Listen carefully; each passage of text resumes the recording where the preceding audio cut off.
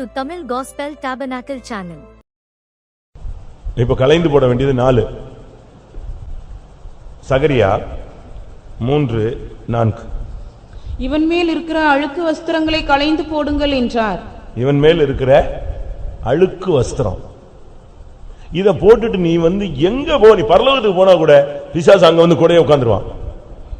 இல்ல நான் கோயிலுக்குள்ள தானே இருக்கிறேன், பாஸ்டர் கூட தானே இருக்கிறேன், நான் ஜெபம் நல்லா தானே பண்றேன். நீ ஜெபம் பண்ணு, உபவாசம் போடு, 40 நாள் உபவாசம் போடு.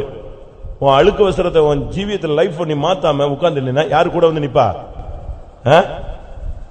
1ஆம் வசனம், சாத்தான் அவனுக்கு விரோதம் செய்ய அவன் வலது பக்கத்திலே கூடயே வந்துருவாங்க. நீ எங்க போ கூட வந்துருவான். அதனால இந்த விஷயத்துல உன்னுடைய மேல இருக்கிற அழுக்கு வஸ்திரத்தை நீ எடுக்கணும். சாத்தானை கூப்பிட்டுக்கிட்டே நீ எங்கெல்லாம் போற சொல்லுங்க? சாத்தான அவன் கூடயே வலது பக்கத்துல வந்துகிட்டே இருப்பான். நீ எத்தனை வருஷம் இப்படி போற? நீ ஆசீர்வதிக்கப்படணும்னு முயற்சி எடுப்ப, அவன் கூட தான் நிக்கிறான், அவன் அப்படி பிரேக் அடிச்சிருவான். யோசிச்சு பாருங்க. சுகமாகணும்னு நீங்க ஜெபிப்பீங்க, அவன் கூட இருப்பான், சுகம் வரவே விட மாட்டான். ஜெபம் பண்ணுவீங்க, பதில் கிடைக்கணும் பதில் கிடைக்கணும் பதில் கிடைக்கணும்னு, பெர்சியாவின் அதிபதி கூட நிக்கிறான், அவன் நெஞ்சிருவா பதிலே வர விடாம பிரேக் அடிச்சு வச்சிருவான். அழுக்கு வஸ்திரத்தை களைந்தாதான் உன் ஜீவியத்துல சாத்தானுடைய போராட்டத்திலிருந்து நீ வெளியே வர முடியும். சிறந்த வஸ்திரங்களை நீ தரித்துக் கொண்டால்தான் உனக்குள்ள அந்த காரியம் நடக்கும். அடுத்ததாக கொலோசியர் 3:9-10. ஒருவருக்கொருவர் பொய் சொல்லாதிருங்கள், பழைய மனுஷனையும் அவன் செய்கைகளையும் களைந்து போட்டு தன்னை சிருஷ்டித்தவருடைய சாயலுக்குப்பாய் பூரண அறிவடையும்படி புதிதாக்கப்பட்ட புதிய மனுஷனை தரித்துக் கொண்டிருக்கிறீர்களே. பழைய மனுஷனையும் அவனுடைய செய்கைகளையும், பழைய மனுஷனையும் அவனுடைய செய்கைகள். அப்ப நமக்கு களைய வேண்டிய காரியத்துல 2வது பழைய மனுஷன். பழைய மனுஷனுங்கிறது ஜென்மஸ்வாவம். இந்த ஜாதி புத்தின்னு சொல்லுவான், ஊர் புத்தின்னு சொல்லுவான், குடும்ப புத்தின்னு சொல்லுவான். ஒவ்வொரு ஊருக்கும் ஒவ்வொரு பழக்கம். இந்த பாருங்களேன், இப்ப தமிழ்லயே எத்தனை பாஷை பேசுறாங்க, தமிழ்லயே எத்தனை ஸ்டைல்ல பேசுறாங்க தெரியுமா? தமிழ்லயே அவங்கன்னு சொல்லுவாங்க, அவியன்னு சொல்லுவாங்க, அவுகன்னு சொல்லுவாங்க. கேள்விப்படுறீங்களா? ஏனுங்க அப்படிம்பாங்க. அது ஒவ்வொரு ஈரோடு சைடுல போயிட்டீங்கன்னா ஏனுங்க என்னங்க இப்படியே போவான். நாசரேத் சைடுல போயிட்டீங்கன்னா அவிய எப்படி இருக்கா வருமா. திருநெல்வேலி சைடு இந்த சைடுல அவங்க எப்படி இருக்காங்கம்மா. தஞ்சாவூர் சைடு போயிட்டா அவங்கம்மா. ஒரு மாதிரி இந்த ஒவ்வொரு, ஆனா எல்லாமே என்னதா, எல்லாமே என்னது தமிழ். அதுபோல ஒவ்வொருத்தருக்கும் ஒரு ஜென்மஸ்வாவம் இருக்கு, அது ஒவ்வொரு ஸ்டைல்ல வரும். ஒரு சிலரை சுட்டெரிச்சு போட்டாலும் இந்த ஜென்மஸ்வாவம் என்ன செய்யாது, 40 வருஷம் ஆயிடுச்சுங்கிறான், இன்னும் ஜாதி பாக்குறான். அப்ப என்ன அர்த்தம்? ஜென்மஸ்வாவம் இன்னும் அவனை விட்டு போல. பைபிளை எத்தனை ஒரு 9 பைபிள் மாத்தியாச்சு, ஆனாலும் இன்னும் எதுவும் செய்யல. பழைய மனுஷனையும் அவன் செய்கைகளையும் களைந்து போடுங்கள், புதிதாக தரிக்க புதிய மனுஷனை தரித்துக் கொள்ளுங்கள். அதான் கிறிஸ்து. நமக்கு இந்த நாட்கள்ல 2வது நாம் களைந்து போட வேண்டிய முக்கியமான காரியம் பழைய மனுஷன். ஜென்ம சுவாவத்தை எடுத்துருங்க. ஜென்ம சுவாவம் இருக்கிற வரைக்கும் உன்னை எங்கேயாவது உன்னை பிடிச்சு காட்டிடும், பழைய சுவாவத்தை கொண்டு வந்து வெளியே கொடுத்துரும். அதுக்காக வேஷம் போடக்கூடாது. ஒரு நிறைய ஊருக்குள்ள வேடிக்கை பார்க்க போச்சு, போன இடத்துல ஒரு சாய கம்பெனிக்குள்ள போயிடுச்சு. இதுக்கு ஒன்னும் புரியாம கடைசியில் அங்கங்க ஓடினதுல தடுமாறி ஓடினதுல ஒரு சாய பட்டறைக்குள்ள சாயத்துக்குள்ள விழுந்துருச்சு. அப்படித்தானே படிச்சிருப்பீங்களே? வெளியே வந்துருச்சு. அதுக்கு என்னடா இப்படி ஒரு சூழ்நிலை ஆகி போச்சு, கலரே மாறி போச்சு. இது காட்டுக்குள்ள திருப்பி ஓடி வந்து பயந்து ஓடி வந்து அங்கிருந்து இங்க வந்தா இதை பார்த்து எல்லாம் இருக்கமா அங்கிட்டு ஓடி போயிடுச்சு. அப்ப அதுக்கு ஒரு சந்தேகம், அப்ப நம்மளை பார்த்து எல்லாம் பயப்படுறாங்க, அப்ப நம்ம கொஞ்சம் உஷாரா இருக்கணும். எல்லாருக்கும் ஒரே சந்தேகம், இது யார் இது யார் இது யார் இது யார். இது பார்த்துச்சு இந்த நேரத்தில் நம்ம பார்த்து பயந்துட்டு இருக்கான். இந்த நேரத்தில் ஊழைகளை விட்டுட்டோம்னா இணைஞ்சிடும், எப்படியாவது மாட்டிக்குவோம், கொண்டு விடுவான்ட்டு இது ஊழையே விடுறதில்ல. என்ன பிரச்சனை வந்தாலும் அப்படியே வாயை கண்ட்ரோல் பண்ணிக்கும், அப்படியே இருந்துச்சு. ஆனா இந்த நரிகளுக்கு மட்டும் ஒரு டவுட், சாயல் ஃபுல்லா நம்ம ஸ்டைல், ஆனா கலர் மட்டும் தான் என்னது சேஞ்ச். இவன் யாருன்னு கண்டுபிடிக்கணும். எல்லாம் சேர்ந்து சுத்தி நின்று நம்ம கத்தி பார்ப்போம். ஒரு வேளை எதிர்பாராத ஒரு நேரத்தில் ஒரு 10-20 நரி சேர்ந்து மொத்தமா ஊழையிட்டுச்சு. இந்த திடீர்னு இந்த பழக்க தோஷத்துல இதுவும் சேர்ந்து என்ன செஞ்சிருச்சு, கத்திரிச்சு. அப்ப ஜென்ம சுபாவம் உள்ள என்ன செய்யுது இருக்கு. நம்ம ஆளுங்களும் பாருங்க, டைம் வரும்போது டக்குன்னு தலையை தூக்கி இருக்கு. ஜென்ம சுபாவம் பழைய மனுஷனையும் அவனுடைய செய்கைகள். உங்களுக்கு தெரியும், உனக்கு தெரியும், எனக்கு தெரியும், நமக்குள்ள என்னென்ன பழைய சுபாவங்கள்லாம் இருக்கு. நான் ஓப்பனா சொல்றேன், எனக்கு பழைய சுபாவங்கள்ங்கிறது இல்லாம இருந்துச்சு. நான் நினைச்சுக்கிட்டேன் நமக்கு அந்த கேரக்டரே கிடையாது, நம்ம ஃபேமிலி பழக்கமே நமக்கு இல்ல, முரட்டாட்டமே இல்ல, அந்த பழக்கத்தை. அதுக்கு பிறகு வாய்ப்பு வந்த போதுதான் எனக்கு தெரிஞ்சது. ஊழியத்துக்கு வந்து 8 years நினைக்கிறேன். அதுக்கு பிறகுதான் எனக்கு இந்த ஜென்ம சுபாவத்தினுடைய தாக்கம் எவ்வளவு வேகம் இருக்கு அப்படிங்கறத நான் கண்டுபிடிச்சேன். அதுக்கு ஒரு சூழ்நிலை அமைஞ்ச உடனே டக்குன்னு எது வந்துருச்சு, நீ ஜிப்பா போட்டிருந்தாலும் சரி, பேண்ட் போட்டிருந்தாலும் சரி, ஷர்ட் போட்டிருந்தாலும் சரி, சுடிதார் போட்டிருந்தாலும் சரி, டைம் வரும்போது எது வந்துருது. அது நம்முடைய ஜீவியத்தையே நஷ்டப்படுத்தும். பழைய மனுஷனை அவனுடைய செய்கைகளை களைந்து போடுங்கள். எபேசியர் 4:25. பொய்யை களைந்து அவனவன் பிறனுடனே மெய்யை பேச கடவன். ஒவ்வொரு மனுஷன்டையும் சில குறைவுகள் இருக்குங்க, அதை நீங்க எடுத்துடணும். பொய்யை களைந்து அவனவன் பிறனுடைய என்ன செய்யக்கூடாது, மெய்யை. நல்லதை பேசு, கெட்டதையே பேசாத, கெட்டதையே சிந்திக்காத, பொய்யை களைந்துருங்க. ஒவ்வொரு மனுஷன்டையும் ஒவ்வொரு கேரக்டர்ல ஒவ்வொரு விதமான குறைகள் இருக்கும், பலவீனங்கள் இருக்கும். நீ ஒரு தகப்பனாரு, ஒரு சகோதரனாரு, நீ ஒரு ஃபேமிலியில் உள்ளவன் தானே. உன் குடும்பம், தனிப்பட்ட குடும்பத்தில் இருக்கிற பிரச்சனைகள் எல்லாம் அப்படியே இழுத்து மூடி பிரேக் அடிச்சு வச்சுக்கிற இல்லையா? வெளியே சொல்ல மாட்டேங்கிற, ஷேர் பண்ண மாட்டேங்கிற, மறைச்சிடுற, யாருக்கும் தெரியாம கொண்டு போறில்ல. அதே போல மற்றவங்களுடைய பொய்யையும் என்ன செய், குறைகளையும் நீ வந்து களைஞ்சிரு, அதை மறைச்சிரு. அன்பு திரளான பாவங்களை மூடும். 4வது கொலோசியர் 2:11. அல்லாமலும் நீங்கள் கிறிஸ்துவை பற்றும் விருத்த சேதனத்தினாலே மாம்சத்துக்குரிய பாவ சரீரத்தை களைந்து விட்டதினால் கையால் செய்யப்படாத பாவ சரீரத்தை களைந்து விடுதல். இது இந்த பொய், இந்த அழுக்கு வஸ்திரம், இந்த பழைய மனுஷன், இதெல்லாம் நமக்குள்ள இருந்து ஒர்க் அவுட் பண்ணி நம்ம சரீரத்தை எப்படி மாத்திருது, பாவ சரீரமா மாத்திருது. இப்ப பாவ சரீரத்தில் இருக்கிறனாலதான் பவுல் பேசுறாரு, என் சரீரத்தில் வேறொரு பிரமாணத்தை என்ன செய்கிறேன், காண்கிறேன், தீமை உண்டு என்கிற ஒரு பிரமாணத்தை நான் காண்கிறேன். மாம்சத்துக்குரிய பாவ சரீரத்தை களைந்து விட்டதினால். அப்ப பாவ சரீரத்தை நம்ம களையிறதுக்கு இடம் கொடுக்கணும். ரோமர் 6:6. நாம் இனி பாவத்துக்கு ஊழியம் செய்யாதபடிக்கு பாவ சரீரம் ஒழிந்து போகும் பொருட்டாக நம்முடைய பழைய மனுஷன் அவரோட கூட சிலுவையில் அறையப்பட்டதென்று அறிந்திருக்கிறோம். பாவ சரீரம் ஒளிந்து போகணும். களைஞ்சு போட்டாதான் அது என்ன செய்யும், ஒளிஞ்சு போகும். களைச்சி விட்டு தூக்கி போடுங்க. பழைய மனுஷன், பழைய சுபாவம், பாவ சரீரம் பொய், பழைய மனுஷன், அழுக்கு.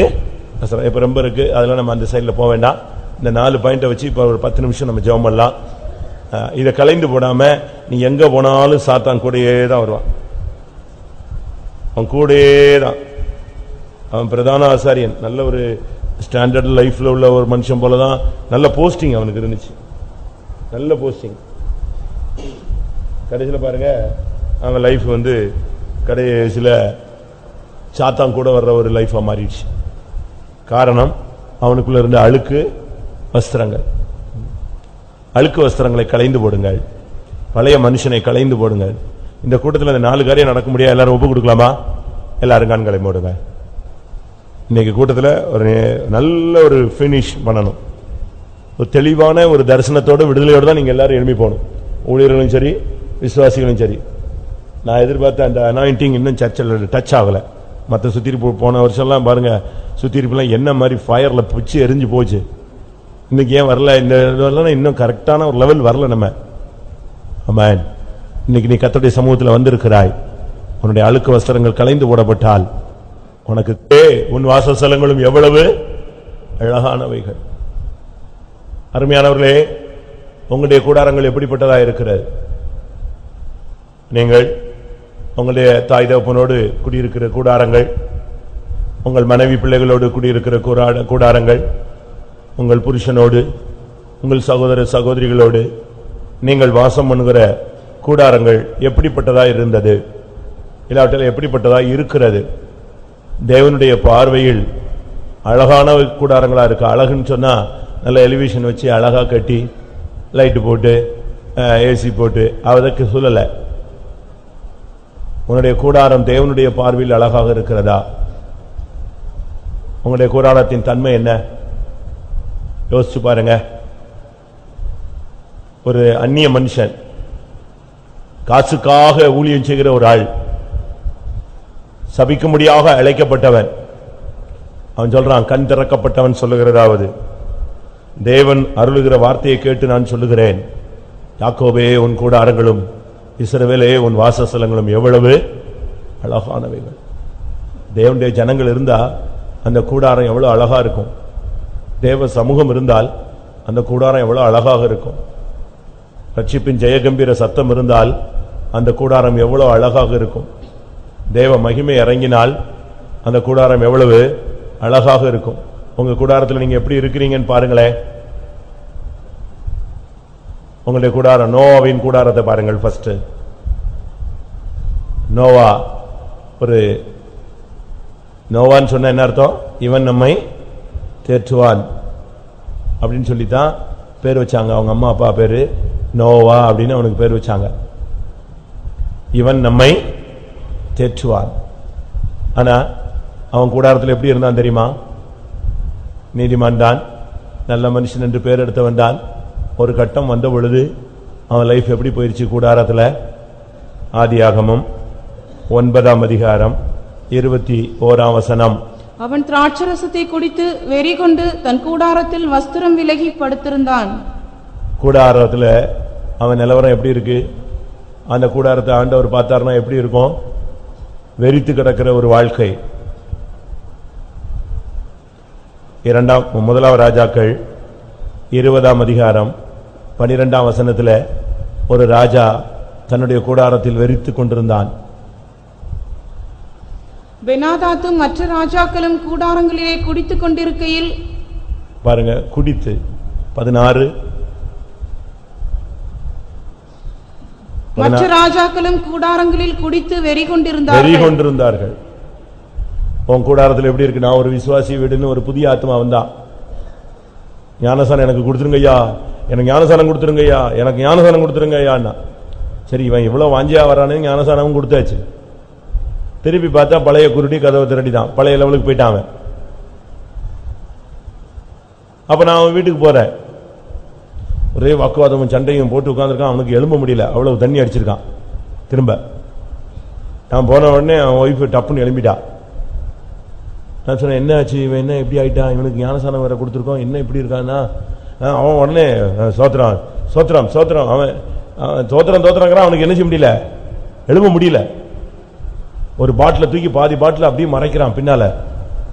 நான் சொன்னேன், என்ன உன்னை நம்பி உண்மையா இருப்பேன்னு சொல்லித்தான் உனக்கு என்ன செஞ்சான்? நீ பிரதிஷ்டையை மீறிட்டிய, உடைச்சிட்டிய இல்லையே, ஐயோ தப்புன்ட்டேன். அப்படியே பிராண்டி பாட்டில டப்புன்னு உடைச்சு தூக்கி மாடியில இருந்து தூக்கி எரிஞ்சு இனிமே ஒழுங்காரு. ஆனா திரும்ப அவன் விசுவாசியா நல்லபடியா மாறிட்டான். நான் எதுக்கு சொல்றேன்னா, உன் கூடாரம் எப்படி பெற்றது? அழகா இருக்கா இல்ல வெறிச்சிட்டு கிடக்குறியா? உன் கூடாரத்தில் நீ எப்படி இருக்கிற? அழகான கூடாரங்களாய் கர்த்தர் நம்முடைய வீடுகளை வைத்திருக்கிறார். தேவன் வாசம் பண்ணக்கூடிய வீடுகள், தேவதூதர்கள் காவல் வைக்கிற வீடுகள். தேவனுடைய ரகசிய செயல் உன் கூடாரத்தின் மேல தங்க வேண்டும். பகலில் அக்னி ஸ்தம்பம், பகலில் மேக ஸ்தம்பம், இரவில் அக்னி ஸ்தம்பம். கர்த்தர் உனக்கு காவல் வச்சிருக்கிற அழகான ஒரு வீடு. செபிக்கும்படியாக, துதிக்கும்படியாக, தேவனை ஆராதிக்கும்படியாக, தேவனை புகழும்படியாக ரட்சிப்பு வந்த வீடு. இன்றைக்கு இந்த வீட்டுக்கு ரட்சிப்பு வந்தது. அப்படிலாம் அனுபவம் உள்ள அழகான அந்த வீடை இப்ப நோவா பாருங்க, பேழையெல்லாம் கட்டி ரொம்ப அழகா இருந்துட்டு கடைசியில பாருங்க குடிச்சு வெறிச்சிட்டு வந்து படுத்துட்டான். பாருங்க, அன்றைய இவனுடைய குற்றத்தினால அவனுடைய ஒரு சந்ததி என்ன செஞ்சிருச்சு? சபிக்கப்பட்டு போயிடுச்சு. இவன் எழுமுனா சபிச்சிட்டான், டப்புன்னு சபிச்சிட்டான். எவ்வளவு பெரிய ஒரு ஃபெயிலியர் தெரியுமா? ஒரு சந்ததியே சபிக்கப்பட்டது காரணம் இவனுடைய வேது. உன் கூடாரத்தில் நீ எப்படி இருக்கிறன்னு உனக்கு தெரியுமே, உன் மனசாட்சி சொல்லும். உனக்குள்ள ஆவியானவர் தெளிவாக இருப்பாரானால், நல்ல ஆவி உனக்குள்ள இருக்குமானால், உன்னை செம்மையான வழியில நடத்தக்கூடிய ஆவியானவர் உனக்குள்ளே இருப்பாரானால், உன் கூடாரத்தில் நீ எப்படி இருக்கிறாய்? வெறித்துக் கொண்டிருக்கிறாயா? ஆதியாகமம் 13:12 சோதோமுக்கு நேரே கூடாரம் போட்ட ஒரு மனிதன். சோதோமுக்கு நேரே கூடாரம் போட்டான். லோத்து, அவனையும் பைபிள் சொல்லுது நீதிமான் தான். நோவாவையும் பைபிள் சொல்லுது நீதிமான். ஆனா கூடாரம் எங்க போட்டிருக்காங்க இவங்கெல்லாம்? இவன் கூடாரத்தில் ஒருத்தன் வெறிச்சிட்டு இருக்கான், ஒருத்தன் சோதோமுக்கு நேர கூடாரம்.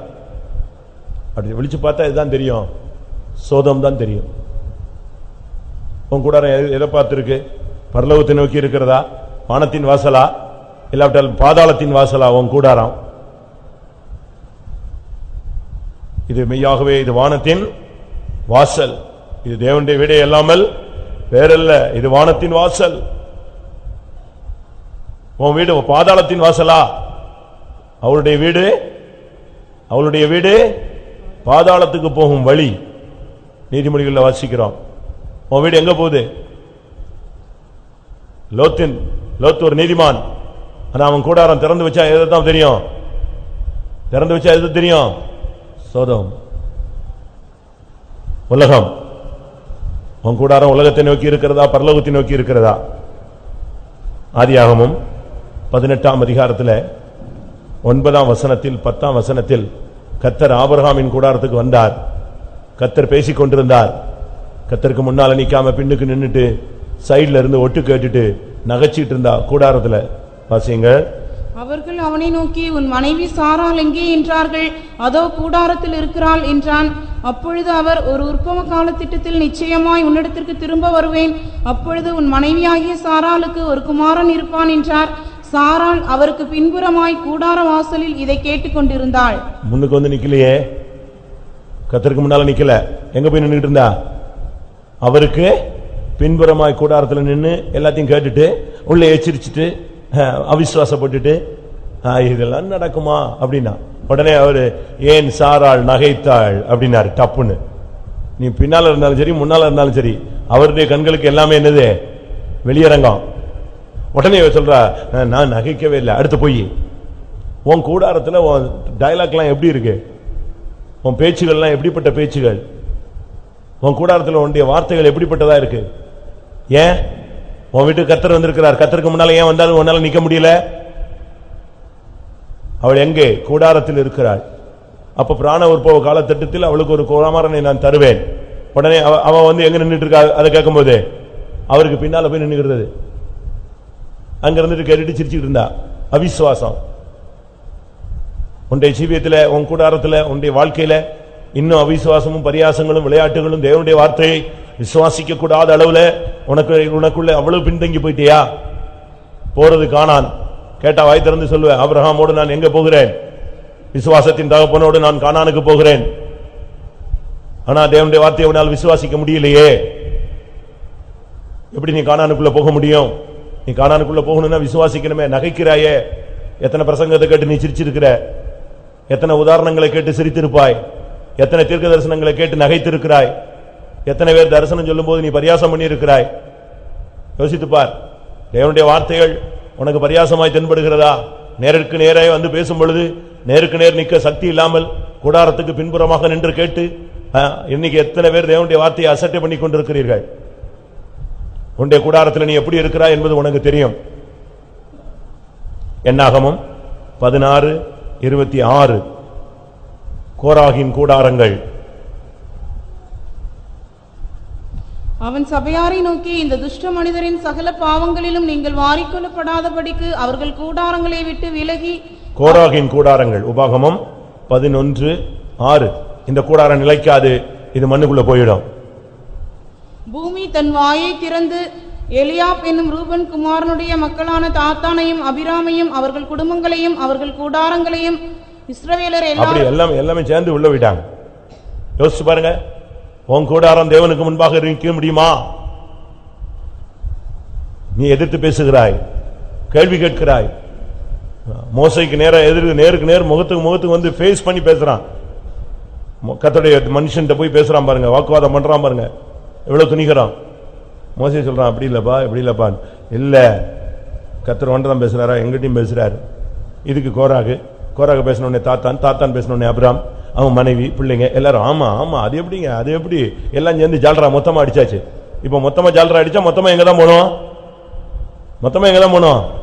உள்ளதான் இறங்கணும்.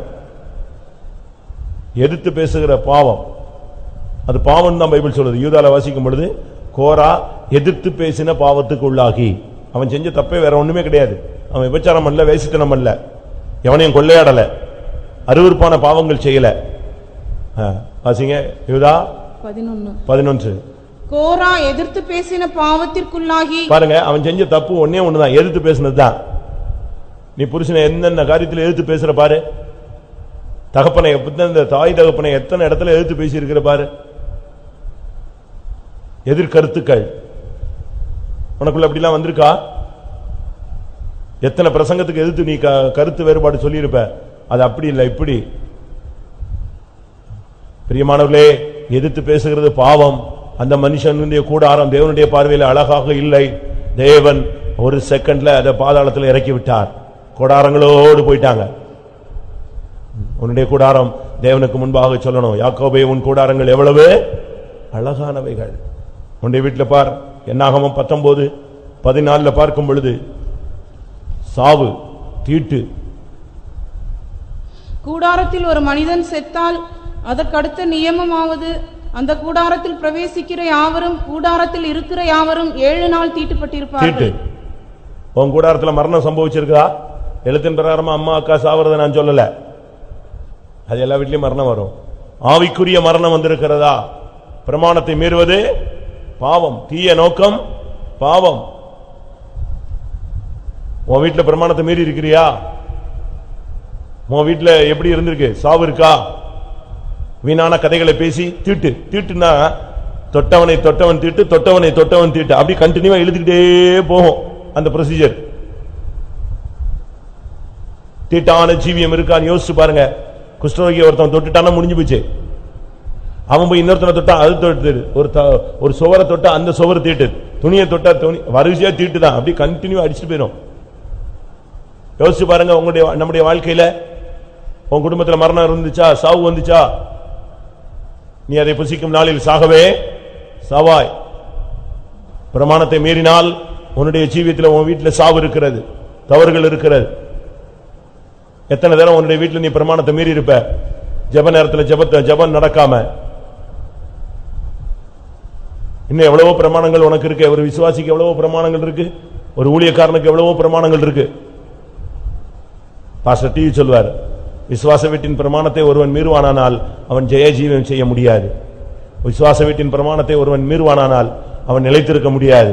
விசுவாச வீட்டின் பிரமாணத்தை ஒருவன் மீறுவானானால் அவன் சீயோனில் வந்து நிற்க முடியாது. பிரமாணம் தான் அந்த கோட்டில் நிக்கணும், கரெக்டா நின்றுகிட்டே இருக்கணும். அப்பதான் அவன் என்ன செய்வான்?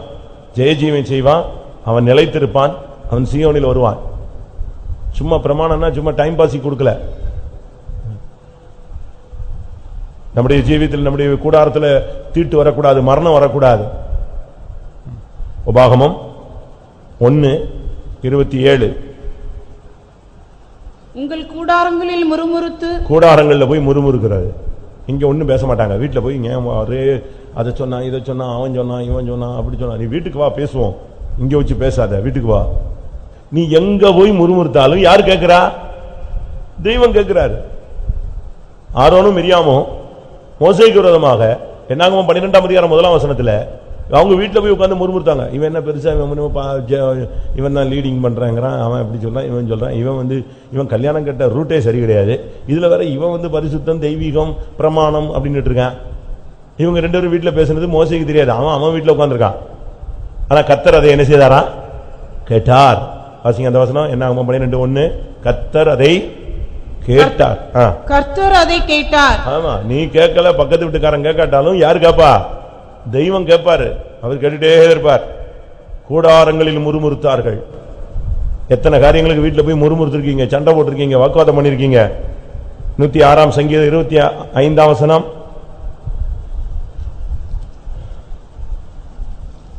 106:25. கர்த்தருடைய சத்தத்திற்கு செவிகொடாமல் தங்கள் கூடாரங்களில் முறுமுறுத்தார்கள். கூடாரங்கள்ல போய் முறுமுறுக்கிறது. வீட்டுல போய் உட்கார்ந்துட்டு அப்படி சொன்னா இப்படி சொன்னா அது சொன்னா இது சொன்னா, இதுக்கு தான் போவாதன்னு சொன்னேன், இதுக்கு தான் கேட்காதன்னு சொன்னேன், இதுக்கு தான் பேசாதன்னு சொன்னேன், இதுக்கு தான் அங்க வரமாட்டேன்னு சொன்னேன், இதுக்கு தான் நான் அங்க தலையிட மாட்டேன்னு சொன்னேன்.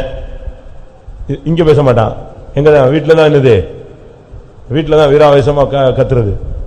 வேற கத்த முடியாது. ரோட்ல எதனா அடிச்சு விடுவான், சபையில கத்துனா அடிச்சு விடுவான், துரத்தி விட்டுருவான். அதனால எங்க போய் கத்துறது, வீட்டுல போய் முறுமுறுக்கிறது. முறுமுறுக்கிறது ஒரு பெரிய பாவம். மர்மரி யோசுவா, நான் வரிசையா 10-18 பாயிண்ட் சொல்லுவேன். அது பிறகு நீங்க என்ன பண்ணுவீங்களோ தெரியாது. இன்னைக்கு அபிஷேகம் எல்லாமே நீ 12 மணி ஆனாலும் ஒருத்தனையும் விட மாட்டேன். டைம் ஆயிடுச்சுன்னா ஓடி போயிரு. இன்னைக்கு அபிஷேகம் அக்னி இறங்காம நீ உன் வீடு அழகாக மாறாம அதே சுடுகாடு மாதிரி நீ திரும்பி போக கூடாது. தேவனிடத்திலிருந்து சத்தம் உண்டாகணும். யாக்கோபே, உன் கூடாரங்கள் எவ்வளவு அழகானவைகள். யோசுவா 7:21. இதோ அவைகள் என் கூடாரத்தின் மத்தியில் பூமிக்குள் புதைத்திருக்கிறது. அவன் கூடாரத்தில் புதைச்சிட்டான். இன்னைக்கு கூட பாருங்க, புருஷனையே கொன்னு வீட்டுல புதைச்சிடுறாங்க. பாத்துக்கீங்களா? பிள்ளைகளை கொண்டு புதைச்சிடுறாங்க, புருஷனை கொண்டு புதைச்சிடுறாங்க, பக்கத்து வீட்டுக்காரனை அடிச்சு புதைச்சிடுறாங்க. இந்த நாயை அடிச்சு புதைக்கிற மாதிரி, கோழியை கொண்டு புதைக்கிற மாதிரி யார புதைச்சிடறான். இவன் புதைச்சது எது தெரியுமா? நீ வந்தது கழுத்துல காதுல ஒண்ணுமில்லாத ஒரு மார்க்கம், அப்படித்தானே? அதான் பெண்டிகாஸ்ட். இது சுத்தமா எம்டி பார்ட், சுத்த 0 பாயிண்ட்ல போற வழி. இதுல வந்துட்டு இவனுக்கு ஆசை எதுல வந்துருச்சு? பாபிலோனிய சால்வை, நல்ல உயர்ந்த வஸ்திரத்துல அவனுக்கு ஒரு ஆசை வந்துருச்சு. அடுத்து என்னது? பொன்னும் வெள்ளியும். பொண்ணு வெள்ளியும் க்ளோஸ் பண்றதுக்கு ஒரு ஸ்கீம் வச்சிருக்காங்க. இந்த மாசம் எல்லாத்தையுமே க்ளோஸ் பண்ணிடலாம். பொண்ணு வெள்ளி பட்டு சாரி பட்டு வேசிலாம் இருந்தா கூட வித்துடலாம். சூப்பர் ஸ்கீம் ஒன்று அனௌன்ஸ் பண்றோம். 4ஆம் தேதி சாயங்காலம் எல்லாத்துக்கும் முடிவு.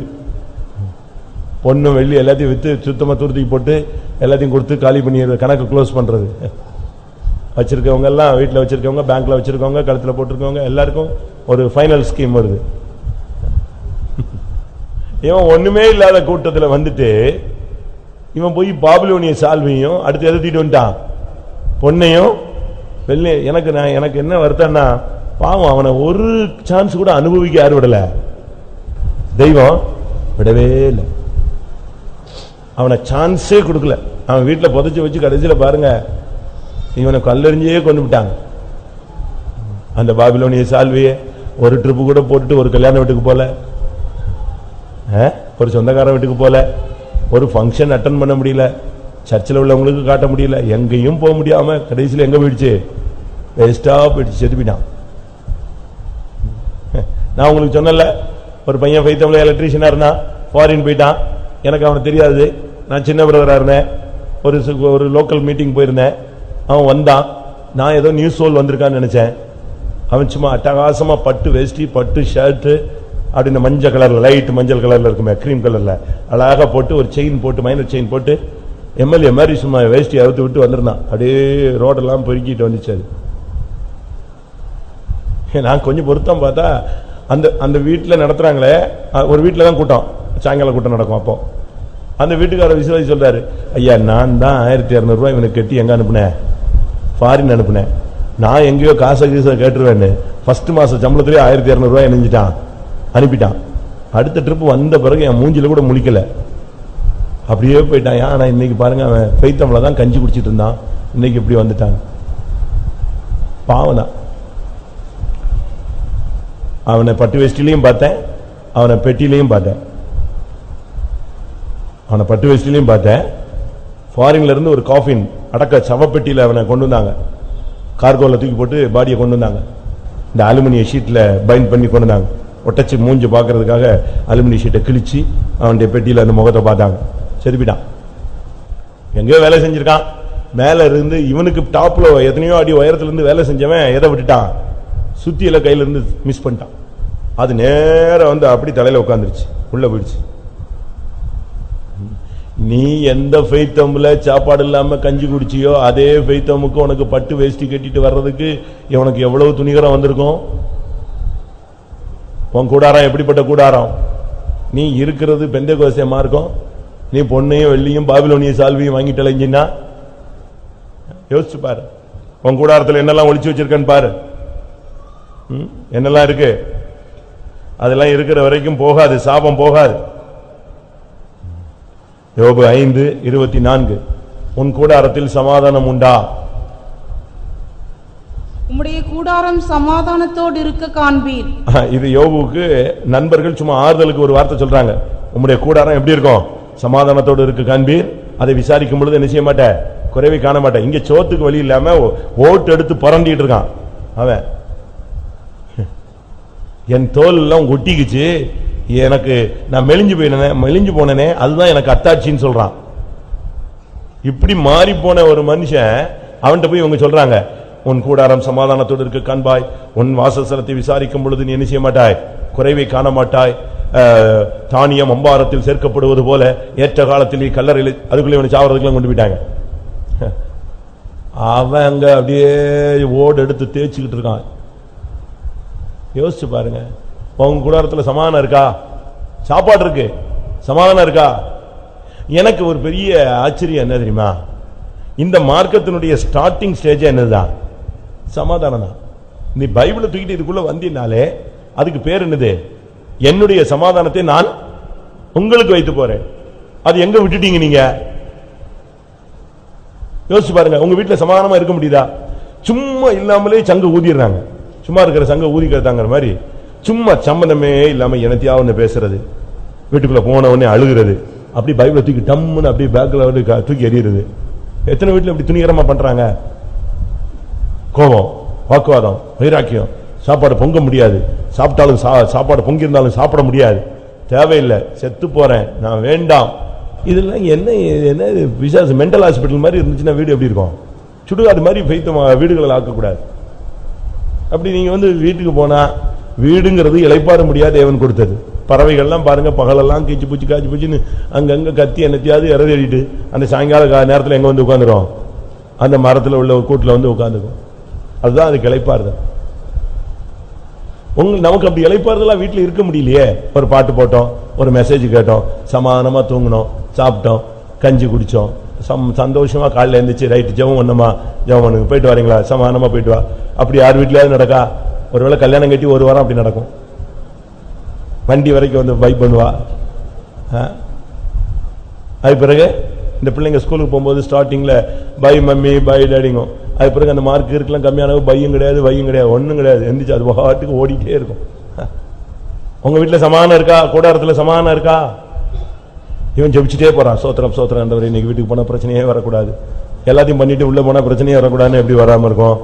நீ எல்லாத்திலையும் தலையிட்டுற, மாட்டிக்கிற, பிரச்சனை வந்தா பிரச்சனை வரத்தான் செய்யும். வீட சமாதானமாய் நீங்க கொண்டு வாங்க. உங்க கூடாரத்தில் சமாதானம் இருக்கிறதா? யோபு 12:6 கல்லர் கூடாரம். கல்லருடைய கூடாரங்களில் செல்வம் உண்டு. அங்க நல்ல வசதி இருக்கும், வாய்ப்பு இருக்கும், அவனை மட்டும் ஆசீர்வதிக்கிறாரு அப்படிலாம் இல்ல. பைபிள்ல சொல்லிருக்கு, துன்மார்க்கன் கையில் அவர் கொண்டு வந்து கொடுக்கிறாரா, வச்சுக்கப்பா நல்லா இருக்கு. ஏன்னா அவன் ஃபைனல் போயிடுறான், பாதாளத்துக்கு போறான், போ உலகத்துல நல்லா இருந்துட்டு போன்றார். கல்லர்கள் கூடாரத்தில் என்ன உண்டு? செல்வம் உண்டு. உங்க கூடாரத்தில் கள்ளத்தனங்கள் இருக்கா? உங்க வீட்டில் உள்ள பொருட்கள் எல்லாம் நியாயமாய் வாங்கின பொருட்களா? கடன் வாங்கினதா? ஏமாத்தினதா?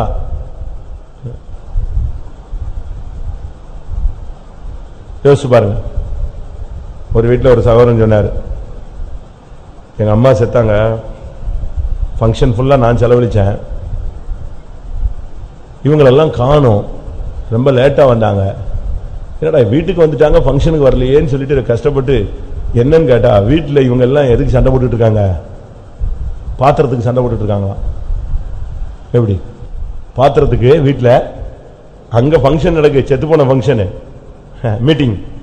அவன் சொல்ல, நான் பயங்கரமா செலவழிச்சு மீட்டிங் வச்சுட்டு இருக்கேன், இவங்களெல்லாம் காணும், எங்கடா சொல்லுவாங்க, அந்த வெளியில ஆள்லாம் வந்துட்டான், ஃபங்க்ஷன் கிராண்டா போய்கிட்டு இருக்கு, பாஸ்டர்லாம் பிரசங்கம் ஓடிக்கிட்டு இருக்கு, இந்த ஃபேமிலியில உள்ள பயிலங்களை காணுமேன்னு தேடிட்டு வீட்டுக்கு போனா இவன் எல்லாரும் எதுக்கு சண்டை போட்டுட்டு இருக்கான்?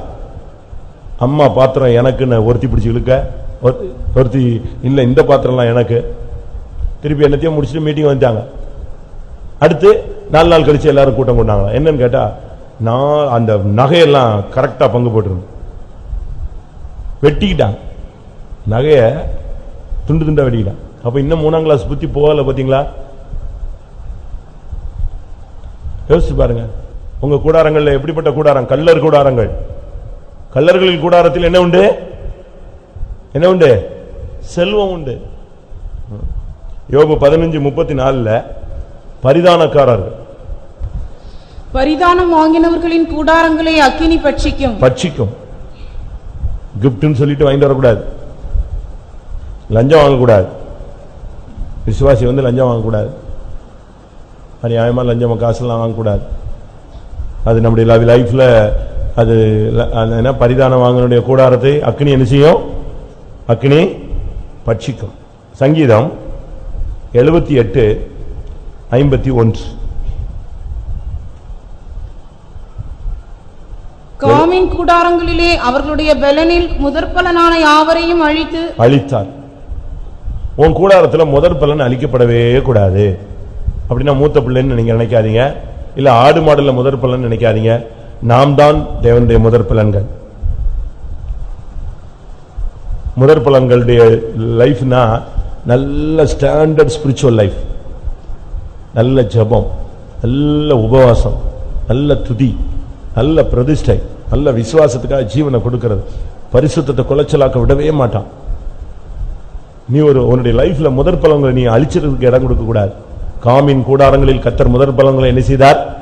அழித்தார். காமின் கூடாரங்கிறது இந்த இடத்துல எகிப்தான் காமின் கூடாரம். எகிப்தில் இருக்கிற முதல் பலன்கள் எல்லாத்தையும் அழிச்சிட்டார். உன் கூடாரத்துல நீ ஒரு முதற் பலன், உன் பிள்ளைங்கள்லாம் முதற் பலன். உன்னுடைய ஆவிக்குரிய ஜீவியம், நித்திய ஜீவன் தான் முதற் பலன். உன் முதற் பலன்லாம் அழிஞ்சு போயிடக்கூடாது. சங்கீதம் 78:67 யோசேப்பின் கூடாரத்தை புறக்கணித்தார். யோசேப்பின் கூட, யோசேப்புனா எவ்வளவு பெரிய ஆளு. அவன் கூடாரத்தை கர்த்தர் நெஞ்சிட்டாரா? புறக்கணிச்சிட்டாரா? உன் வீட கர்த்தர் புறக்கணிச்சா என்ன ஆகிறது? எகிப்திலே இஸ்ரவேல் ஜனங்கள் வீடுகள் எல்லாம் ரத்தம் தெளிக்கப்பட்டது. மற்ற வீடுகள் என்ன கிடையாது, ரத்தம் தெளிக்கப்படாமல் புறக்கணிக்கப்பட்ட வீடுகள். அங்கதான் முதற் பலன் அழிந்து போனது. ஏன்னா இதை படிச்சு பார்த்து எனக்கு குழப்பமாய் போச்சு. யோசேப்பின் வீட்டை கர்த்தர் நெஞ்சிட்டாரா? புறக்கணிச்சிட்டார்.